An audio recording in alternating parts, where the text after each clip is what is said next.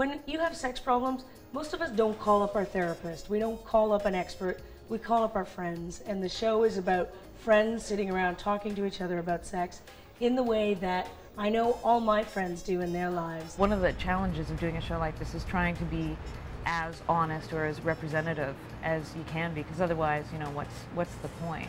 I think sex is on TV a lot and it's in the media constantly, but I don't really think people talk about it honestly. I think that's really the struggle.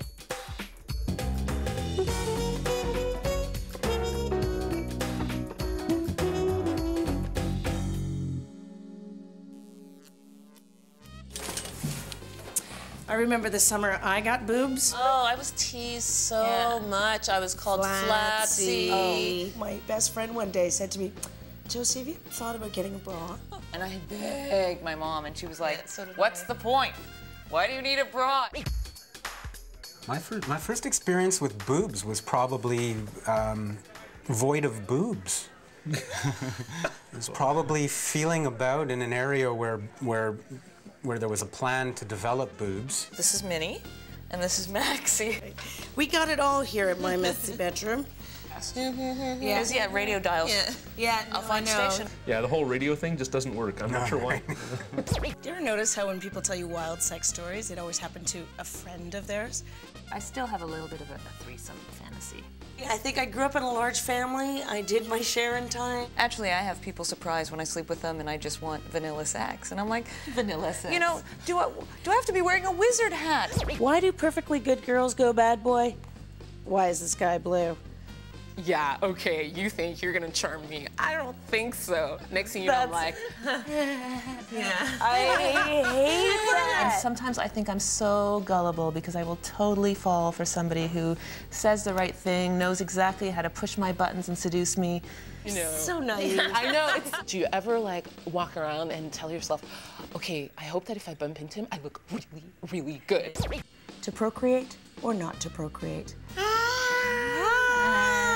Even though there's a part of me that feels like I don't think I ever want kids, I can't say that for sure, for sure, for sure. I so don't have time for a lot of my friends, and it doesn't mean that it doesn't mean I don't love them the same.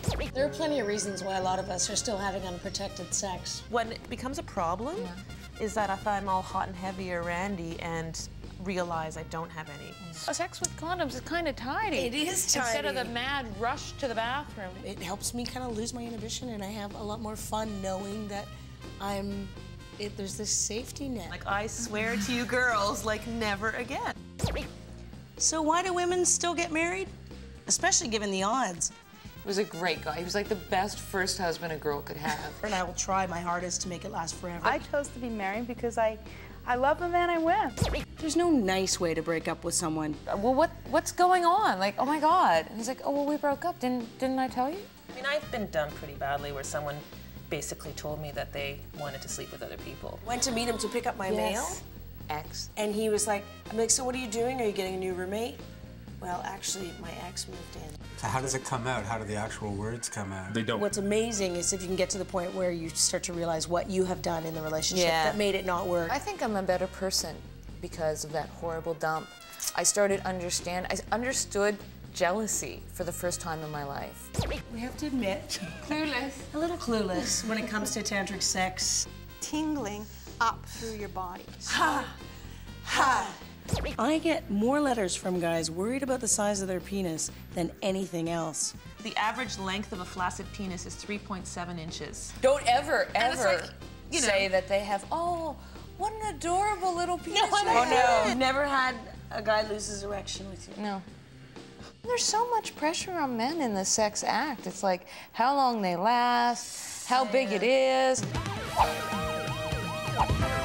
What kind of wacko are you?